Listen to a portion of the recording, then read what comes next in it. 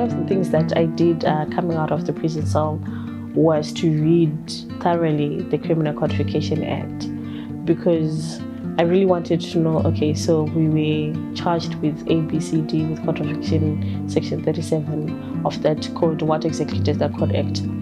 And from there, that is now when I saw things like intent, and when one person utters certain things, it can be used as intent to cause public violence or intent to actually commit a crime, which is in itself a crime on itself.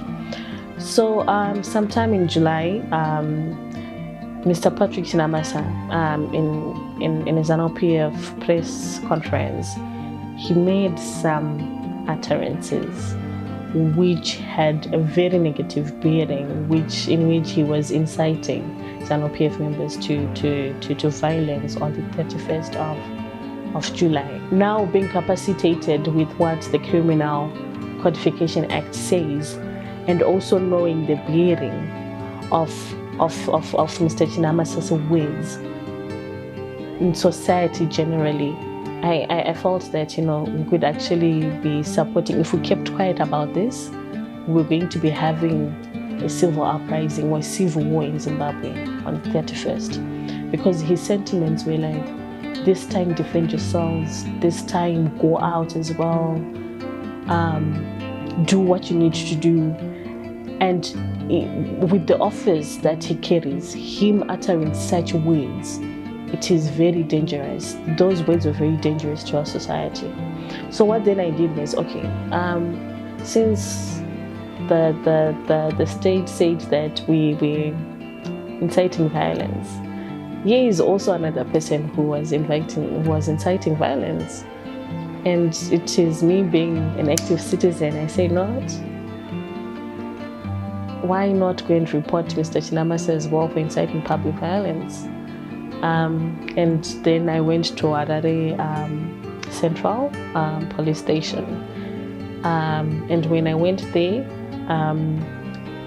at Central, so when I went there, they took the statement. As he was about to get the reference number for me, he then came and told me that his superiors had told him that he should discard that statement that he had written, and that matters of such magnitude involving people who are in high offices and high authorities like that, they don't deal with them at Central. I should go and report it to the law and order, CID law and order. So that is now then when I went to CID law and order upstairs, which is in the same premise at charge office. And when I got there, and I told them that, I'm here to report Patrick Chinamasa for inciting public violence. I had my phone ready to show them the clip where he was making those utterances. And what I thought was going to happen was, I thought that they were just going to take a statement and give me a reference number, and that I should go, that the process wasn't even going to take more than 10 minutes. But unfortunately, I was in for a shock. First of all, they made me to wait. I think I waited. I waited for close to an hour. So when I got there, the person who was told to handle my statement, they made me to wait in this room. So at CID, there's this room which is very cold, where usually people are arrested are made to wait in there. They meet their lawyers in that particular room. So I was then made to wait in that room for close to an hour. And I could see that the lady who was going to assist me, or was going to file my report, she was in the next room, in the room adjacent. She was working on the laptop, on the computer. And I was just, wondering, okay, so what exactly is going on? So after close to an hour, then she came and she said that, let us go to her office. And as we were going to her office, she was stopped by one gentleman, and there were certain whispers that were going on. And when after she had that conversation with that gentleman, who actually works at the CID, she then came back and said her mood had changed. She then said, let us proceed to her office. So when we got into her office, one thing that she told me was, you need to switch off your phone. And I was like, why am I switching off my phone? Because that is where the video is, where I want to show you the basis of me making my report so that you can really see the evidence of him committing a crime, of Mr. Patrick Chinamasa committing a crime. And then she was like, no, we'll look at it later. But for now, I need you to give me your phone, and I need you to switch it off so that we can have this discussion. So me not being also sure, because it was now my first time going to make a report, I just had to comply. And she also says that she herself was switching off her phone. But I later on realized that she hadn't switched off her phone. So when I gave her my phone, she had this document that she had where she was taking my really personal information. Things asking me about my background, my family, if I have got any tattoos, really personal information. And I remember telling her that, I don't understand where these questions are coming from, considering that I've come to make a report. We haven't yet talked about, you haven't asked me about my case. Why are you asking me about myself? I feel like you're not patronizing me. And they said, no, it's just, we just need this information so that we can process it. We are also making the report of Mr. Patrick Chinamasa. So that is now when I started getting a little bit worried, because the nature of questions that she was asking me were not it. And then I peeped through to see where she was writing the information. So as one person who was arrested before, I now know certain things. I saw that she was writing my information on the accused person's profile. So when you're getting arrested, your information is put on that accused person profile. Information about everything, literally about yourself, about your entire life, is put on that information, on that document.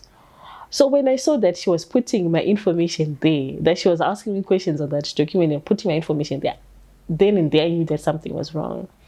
And by the fact that she wasn't asking me about the matter that I had come to report, because I did not even make a report against Mr. Chinamasa when I was with her. She was just busy interrogating me about my personal life.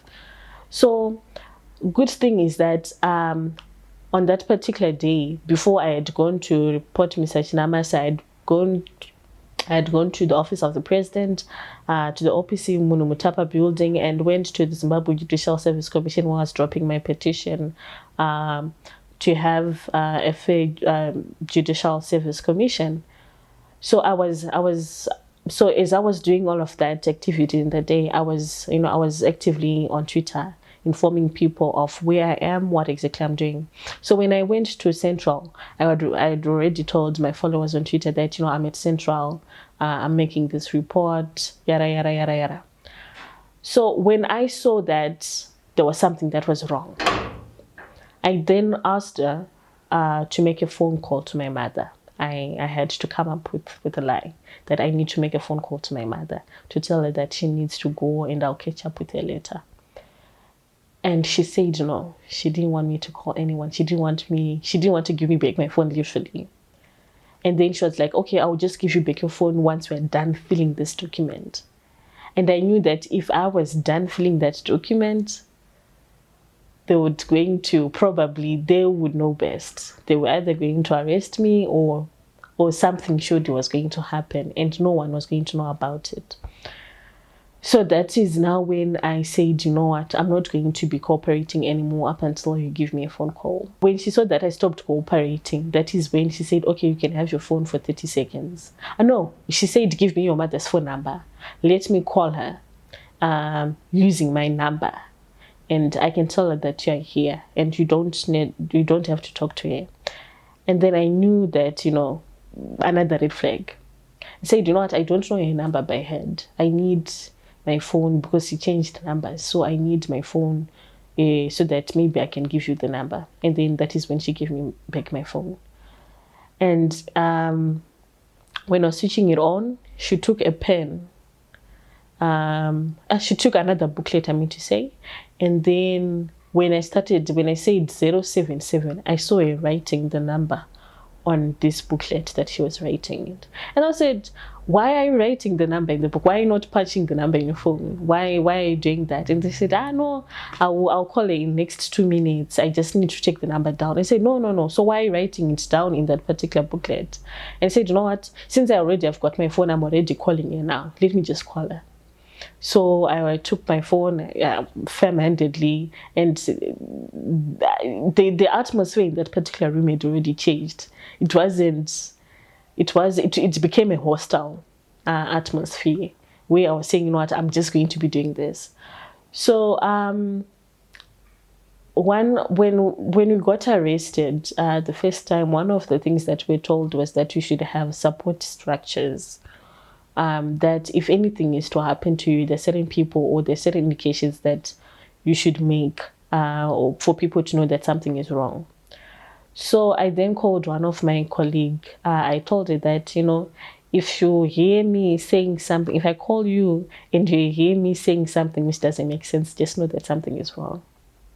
So then I called this particular friend of mine and I said, mama, unogona yenyu kuenda ndambononoka ndichiri kuCentral chienda yenyu kumba. So when I called her, she knew then and there that something was wrong, and I did it via WhatsApp, and the phone was on loudspeaker. And as I was in that conversation, because of, you know, technology now and how compatible our phones are, I was also on Twitter writing help. I wanted to write a lot of things, but because of the 30 seconds that I was given to make that I was given with my phone, I just had to write help. So when I wrote help, I was making sure also at the same time that I was telling that particular friend of mine that Mama Chiendai, so that, you know, this lady wouldn't know exactly what is going on, that I'm now asking for backup or for help. So after hanging up, the tweet had been sent, and people, because of the digital trial that I was living, people knew exactly where I was and what was going on. So this lady, she didn't know that this is what was happening. She just thought that, you know, I'm just talking to my mother. And then after the phone call, she was like, Shakwana, you can now give me back the phone. I was like, no, it's fine. And then I switched it off and then gave her back. And then said, okay, now let us continue with the questions. I'm now free to answer your questions now. As I was answering, telling her if I've got any tattoos, everything, literally in that document, I was now very free to give her that information because I knew that now people knew what was going on and help was going to come. As we're in that interview, 2 gentlemen then walked in. When these 2 men walked in, the lady was interviewing me stood up and said, Mashef. And when they walked in, they were very angry. They started shouting at me and said, stop this interview. You know, she's recording this interview. Why are you writing help? Why do you need help? We are seeing on your Twitter that you wrote that you need help. Why are you doing that? What's going on? They started shouting at me.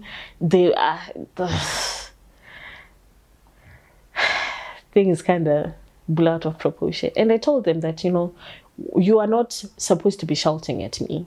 You're instead of you shouting at me and threatening me, you're supposed to be asking me why I wrote help. I told them that I told this woman that I don't like the way that this interview is going. I'm now feeling patronized, and I feel that this interview is not about the case that I came to report, but it is now diverted to being about me because of the nature of questions that she's asking me.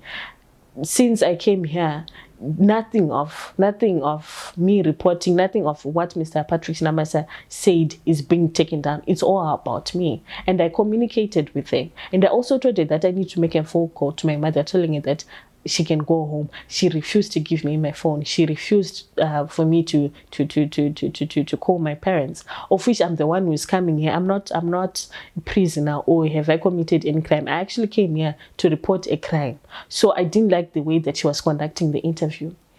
And all hell broke loose. They started shouting at me. It was chaotic. But then in the back of my mind, I was thinking, why were they even on my social media? Why were they doing background research on me? Why were they doing that? Because I had come to report a matter. Why were they now searching for my social media handles? Why were they doing that?